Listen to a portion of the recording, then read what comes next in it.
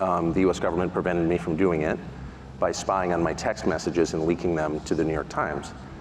My country's intel services were working against me illegally, and that enraged me because I'm an American citizen, I'm 54, I pay my taxes, I obey the law, and there was no expectation in the America that I grew up in that my government and its intel services, NSA and CIA, which were always outwardly focused on our foreign enemies, would be turned inward against American citizens. And I'm shocked by that, and I'm infuriated by that. And so once I discovered that that was happening, and I confirmed it was happening, and they admitted that they did it, then I was totally determined, monomaniacally dedicated to doing this interview, not simply because I want to know what Vladimir Putin is like and what he thinks about a war that is resetting the world and really gravely damaging my country's economy, but also because they told me I couldn't on the basis of illegitimate means and for no really clearly stated justification. And I thought, that can't stand. I want to live in a free country. I was born in one, and I'm going to do whatever small thing I can do to maintain the society that I love. You are known to be pro-Republican Party, right wing of Republican Party. This is what they claim. They said first you've been a Democrat, That's not true. Became a Republican. Okay. Or you are known to be pro-Trump, anti-Biden. What is truthful in this? And you went to Putin because you are pro-Trump and anti-Biden? I mean, my views are not very interesting. I'm not sure how I'd characterize them. They're changing as quickly as the world itself is changing. And as a matter of principle, I think that, that your views should change when the evidence changes, and assumptions that you had in the past are proven wrong. That has happened to me virtually every month of my life. If you pay close enough attention, you can rate your own performance, just as if you're betting on sports. I lost that one. And when you do, when it turns out that the things you thought were true were lies, you should admit it. So what are my views? I'm not certain. Tell the truth is my main view, and I plan to do that to the best of my ability. So Trump played no role in this whatsoever. There's obviously an election in my country coming to fruition in November. I have no idea what's going to happen. I think that the current administration is very obviously incompetent, and the president is senile. That's not an attack. Everyone knows it. It has now been confirmed, I would say, this week in the report that you're all familiar with. But and that's very sad, but it had sort of nothing to do with the interview. I wanted to interview Putin because he's the leader of a country that the US government is sort of at war with, though not in a declared way. Sir, you know your President Biden well. Yes, I do. You've been working in several media organizations, from PBS, CNBC, MSNBC, Fox News, CNN, and you've been covering this field well, and you know the American politicians. And now you've been following Putin, and you did a very lengthy interview with this gentleman. And for sure, to interview him, you did your homework and you did your research. Comparing the culture, the competence between Vladimir Putin and Biden, how do you see the two men now running the world? I mean, if this were boxing, the fight would be called by the medic. And I say that as an American, and I don't have another passport. I don't plan to ever leave my country. My family's been there hundreds of years, and I love it. I am a patriotic American. And I grieve when I see that the president is non compos menis, and that in my country, it is considered very rude to say that. And you sort of wonder, how did you get to a place where you have an incompetent president who's driven not simply the standard of living, but life expectancy downward, and no one feels free to say that? That's not a political observation. It's a statement of fact, which is provable empirically. And the most radicalizing thing I would just say, for me, in the 8 days I spent in Moscow, was not simply the leader of the country, who of course is impressive. It's the largest landmass in the world. And it's wildly diverse, linguistically, culturally, religiously. It's hard to run a country like that for 24 years, whether you like it or not. So an incapable person couldn't do that. He is very capable, and many of you know him, and you know that.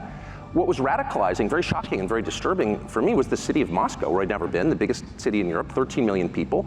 And it is so much nicer than any city in my country. I had no idea. My father spent a lot of time there in the 80s when he worked for the US government and barely had electricity. And now it is so much cleaner and safer and prettier aesthetically.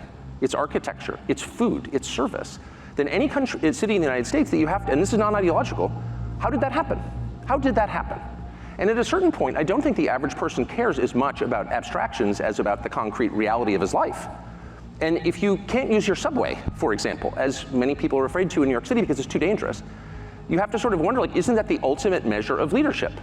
And that's true, by the way, it's radicalizing for an American to go to Moscow, I didn't know that, I've learned it this week, to Singapore, to Tokyo, to Dubai and Abu Dhabi. Because these cities, no matter how we're told they're run and on what principles they're run, are wonderful places to live that don't have rampant inflation, where you're not going to get... Sir, excuse me. What is that? Excuse me. Are you anti-American model? No, I am the most pro-American. So I'm 54. I was born in 1969. I grew up in a country that had cities like Moscow and Abu Dhabi and Dubai and Singapore and Tokyo, and we no longer have them. And what I have discovered is that's a voluntary choice. As inflation is, as you heard in that fascinating last panel, inflation is the product of choices made mostly by the central bank, not exclusively, but by policymakers. Crime, same. You don't have to have crime, actually. If you don't put, my children don't smoke marijuana at the breakfast table. Why? Because I won't allow them. It's very simple, it's a short conversation. No. And you can run your country the same way. We're not gonna put up with that, so don't do it, and people understand that. Filth, graffiti, Paris, one of my favorite cities, New York, one of my favorite cities, are filthy. And part of the reason they're filthy is because people spray paint obscenities on buildings and no one cleans it up. So that encourages more people to do the same. And our policymakers, for some reason, don't notice this. London, another one of my favorite cities. You see English girls begging for drugs on the sidewalk. And I thought to myself, if I'm Boris Johnson, who briefly and very badly ran that country, I would ask myself, like, wait a second, my countrymen are begging for drugs on the street. Maybe I should do something about that. But no, he'll show up and give some speech about Ukraine and how we need to send, more cluster bombs to the brave Ukrainians. What are you doing? You mentioned Ukraine. By talking to this gentleman, President Putin, for this lengthy interview, my question is, did you had coffee with him? Did you have any off-the-record discussion before the interview? After. Did you feel during the interview or before or after that this man can make or is willing to do a historical compromise, number one, on the status of the world with the West, and number two, about Ukraine? Is he a compromiser, yes or no? Of course, right? I mean, the leaders of every country on the planet, other than maybe the United States during the unipolar period, are forced by the nature of their jobs to compromise. Compromise is part of it, that's what diplomacy is. And he's among those. His position is clearly hardening. Russia has been rebuffed by the West. I mean, Vladimir Putin, this is not, I'm not flacking for Putin. I'm an American. I'm not going to live in Russia. I don't love Vladimir Putin. I'm stating the facts. He asked Bill Clinton to join NATO. He tried to make a missile deal. He mentioned this in the interview. He did, that's correct. And he's mentioned it in other forums as well. And NATO said, no, we don't want you. Now, if the point of NATO, not if, the point of NATO originally, of course, the post-war goal of NATO was to keep the Russians, the Soviets, from coming into Western Europe. It was a bulwark against the Russians. So if the Russians asked you to join the alliance, that would suggest you have solved the problem and you can move on to do something constructive with your life. But we refused. And so, I mean, just meditate on that. Go sit in the sauna for an hour and think about what that means. Before sitting in the sauna, a question now. Final conclusion, you think that Vladimir Putin is eager for a compromise like Yalta, Sykes-Picot, the Ottoman Empire, Sèvres agreements, any international agreement to share power and to share influence in the world with the West, if there is somebody who is willing, and Biden administration wants tension, wants war, want to exert pressure on him so that they can weaken his economy and weaken his alliance with China. This is what you are reaching from your conclusions? My conclusions are inchoate. I mean, I've been thinking about this for a couple of years. I have a whole new set of data to mull over, and I'm not a genius, so it's going to take me a while to figure out what I think. But at this stage, 4 days later, I would say, first of all, Yalta and Sykes-Picot are two of the worst agreements ever struck. I hope whatever comes out of this is nothing like those. But first things first, Putin wants to get out of this war. He's not going to become more open to negotiation the longer this goes on. One of the things we've learned in the course of the last 2 years is that Russia's industrial capacity is a lot more profound than we thought it was. I mean, Russia's having Russia, this country we were assured was a gas station with nuclear weapons, has a pretty easy time making missiles, rockets, and artillery shells, whereas NATO doesn't. So we should think about what that means, one. Two, the West doesn't spend any time, or our policymakers in Washington spend no time thinking about, like, what are the achievable goals here. I have heard personally US government officials say, well, we're just going to have to return Crimea to Ukraine. Well, you don't need to be a Russia scholar to know that's not going to happen short of a nuclear war. That's insane, actually. So even to say something like that reveals that you are a child, you don't understand the area at all, and you have no real sense of what's possible. And so as long as our leaders, and not simply in the US, but NATO, and I really mean Germany, don't take the time to learn about what's possible, we're not going to get anywhere. You think there is a big gap between the depths of understanding the philosophy of history between Biden and between Putin? You see Putin, who have studied history and who is very deep in history, and he looks like he gave you a lecture for 30 minutes concerning the history of Ukraine and its relationship with the mother Russia. Does Biden understand the law of action and reaction which moves a country like Russia? I can't overstate how incapacitated Joe Biden is. That's not an attack. That is a fact. And anyone who tells you otherwise is lying. So these are not decisions Joe Biden is making. But there are capable people around Biden, and I know them. What they lack is any perspective at all. So a conversation with a US policymaker about the history of the region would begin and end with a conversation about, of course, Chamberlain and Churchill and Hitler, period. So the American policymaker historical template is tiny. In fact, there's only one. And it's a 2-year period in the late 1930s, and everything is based on that understanding of history and human nature, and that's insane. And so actually, American policymakers have convinced themselves that Vladimir Putin is going to take over Poland. And it is not a defense of Putin. I don't mean to defend Putin. I'm not a fan of Putin's, and I'm not a subject of Putin's. I'm an American. However, there's no evidence that Putin has any interest in expanding his borders. He is the largest country in the world, and it's very hard to run. They don't need natural resources. There's nothing in Poland he wants. There's nothing he will gain by taking Poland other than more trouble. So that is, if you're saying that he's going to invade Poland, you don't know what you're talking about. Here is a point in the interview when you asked him, are you ready to invade Poland? Are you an expansionist power? Expansion, yes, in Poland. He said, only if Poland launched a war of course. On Russia, okay? Ukraine did not launch a war on Russia, and he invaded Ukraine. Why you didn't follow up on this question? I started with that question, actually. But he treated me to 35 minutes of Catherine the Great and the Rus. But no, the core question is, why did he move his forces into eastern Ukraine?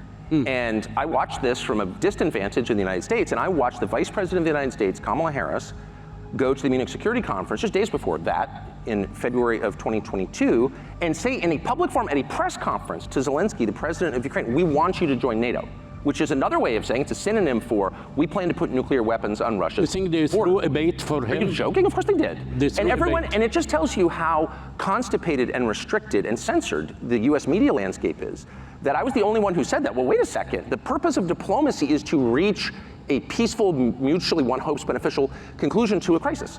So if you're showing up voluntarily at the Munich Security Conference and saying, hey, Zelensky, why don't you allow us to put nuclear weapons on Russia's border? You're cruising for a war because you know that's the red line. Because Putin has said that, and any close observer of the area already knows that. Now, do you have an explanation, a reasonable explanation, why there is this anti-war and this very negative remarks about this interview from a lot of your colleagues and a lot of politicians in the world? One of the ways that I think I'm different is I don't like the internet, and I haven't seen any of the reaction, and I would imagine, you know, I'm not the most popular person among my colleagues in the United States. I wouldn't have dinner with them anyway, so it's no great loss. But you know, I can't imagine what their motives would be. I didn't go to Russia, of course, to promote Vladimir Putin, and if that was my purpose, I'd say so, because I'm not embarrassed. I went because I felt that most Americans, in whose name all of this is being done, don't really know what's happening, and they know nothing about the guy they're supposedly at war with, unofficially. And I just felt that my job, if I have a job in this world, is to bring information to people so they can decide. And so I wanted to do the longest interview I could with Vladimir Putin that contained the most amount of Vladimir Putin talking, not me grandstanding about what a great person I am. When an American journalist interviews someone like Vladimir Putin, the whole point of the interview is to say, I'm a good person and you're not. And that interview was aimed at his colleagues in the newsrooms in the United States. I'm a good person. Why are you such a bad person? You're committing genocide. Okay. That's not fruitful, and that's certainly not my role. I care what God thinks of me, what my wife thinks of me, and what my 4 children think of me, and that's all I care about. So I don't need to prove that I'm a good person. I want to hear Vladimir Putin talk so people in my country can assess what's happening. That's it. I'll use the devil's advocate. But advocate away. Yes, okay, I'll tell you. you should challenge in the rules of an interview, and you're a master in your business. It's not for me to give you a lecture about that, but you should challenge some ideas. For instance, you didn't talk about freedom of speech in Russia. You did not talk about Navalny, about assassinations, about the restrictions on opposition in the coming elections. I didn't talk about the things that every other American media outlet talks about. Why? Yes, this because is my those question. are covered, and because I have spent my life talking to people who run countries in various countries and have concluded the following: that every leader kills people, including my leader. Every leader kills people. Some kill more than others. Leadership requires killing people, sorry. That's why I wouldn't want to be a leader. That press restriction is universal in the United States. I know because I've lived it. Ask my former, I've had a lot of jobs.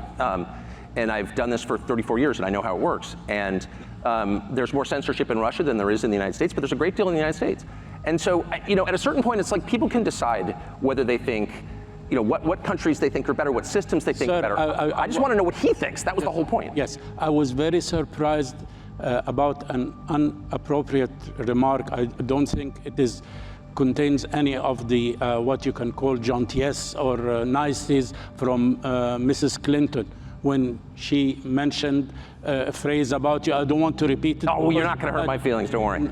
Well, gentlemen, she called this gentleman, dishonorable gentleman, that he is playing the role of a, you say it. I didn't see it. You didn't see it? She's a child, I don't listen to her. No. How's Libya doing? No. Okay. She said the useful idiot. And if you see the interview, that has nothing to do with this at all.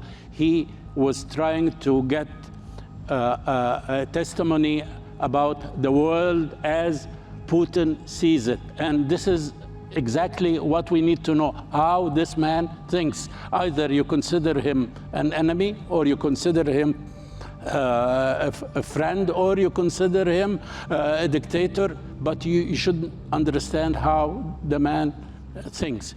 Now, you put it better than I could. You just described my motive right there. Okay, sir. Now the question is, if this is that is that, as they say in the United States, and this is the power of media, and the way the media is becoming very biased in a deep state like America, where are we going in the model of democracy in the world? Media information in a free country is a counterbalance against entrenched power, not just government power, but the economic power, business. It was in my country, constitutionally, it is designed to serve as a counterbalance to that. So if sources of information, media outlets, align with entrenched power, then you have a powerless population, and it's totalitarian, and that is very quickly the direction the United States is headed. And I do think that technology abets this progression, and machine learning especially. And so it's a perilous moment. If we're a democracy, purportedly, and a prerequisite for democracy is information so that the electorate can make up its mind and decide who to choose. And so if you don't have access to information, you don't have democracy. And we're in this sort of weird spiral where our leaders lecture us ever more about democracy and how sacred it is, even as they choke it to death. And so I think the people who provide information, who bring the facts to the public, have a critical role to play, and right now it's difficult. I'm not facing any great, I don't mean to cast myself as a hero, I'm certainly not a hero at all. But I do think it's tougher and tougher to do that, and that means we have a greater obligation to do it. Sir, do you have an explanation till this moment, since the Gaza events took place, till now, nobody came out and said how on earth the United States of America is vetoing the stoppage of fire, how a country would veto not to continue war, how somebody is against stopping a war. The United States is, for this moment, is the most powerful country in the history of the world. So if you were to frame this in terms we're all familiar with, which are the most basic terms, the terms of the family, the United States would be dad, would be the father. And the father's sacred obligation is to protect his family and to restore peace within his walls. So if I come home, I have 4 children, if I come home from work and 2 of my kids are fighting, what's the first thing I do? Even before I assess why they're fighting, before I gather the facts and know what's happening. I stop the fight. I stop fighting. Yes. So if I come home and I have 2 kids fighting and I say, go, beat the crap out of them, I am evil. because I've violated the most basic duty of fatherhood, which is to bring peace, because I have the power. I'm the only one who can bring peace. And so if you see a nation with awesome power abetting war for its own sake, you have a leadership that has no moral authority, that is illegitimate. And I mean that too. And I'm not even referring to any specific region or conflict. I mean generally.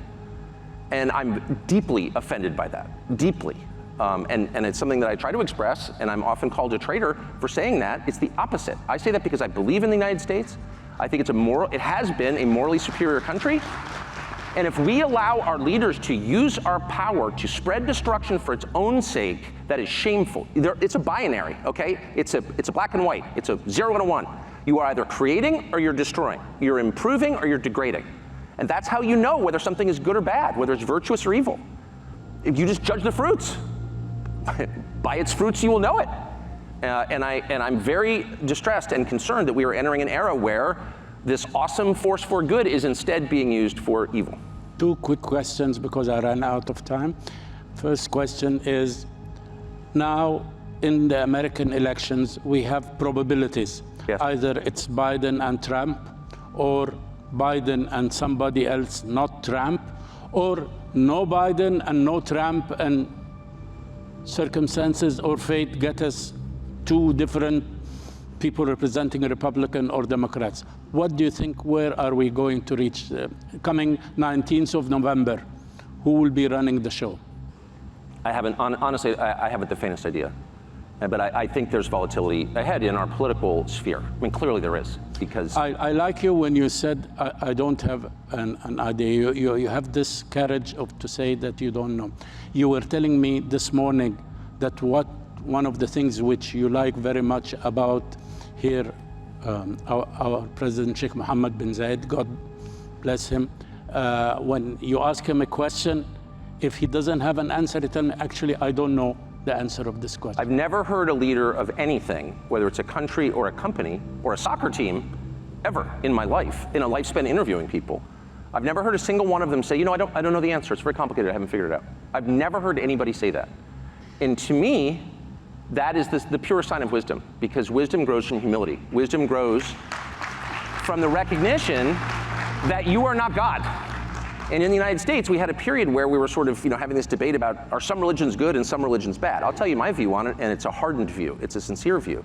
I divide the world not between Muslim, Jew, and Christian or Buddhist. I divide the world between people who believe they're God and people who know they're not. And the only people I trust are in the second category, because that is the beginning of wisdom. When you know you are not God, that you cannot affect every change that you want, that you can't foresee the future, that you're not omnipotent, then you are much more likely to make good decisions, wise, humane decisions. By contrast, when you believe you have the power to shape the world and other people, as we were hearing this morning through biohacking, when you think you can create a better human being through technology, you're very dangerous, because you don't understand your own limits. You will get a lot of people when you have those false beliefs, in my opinion.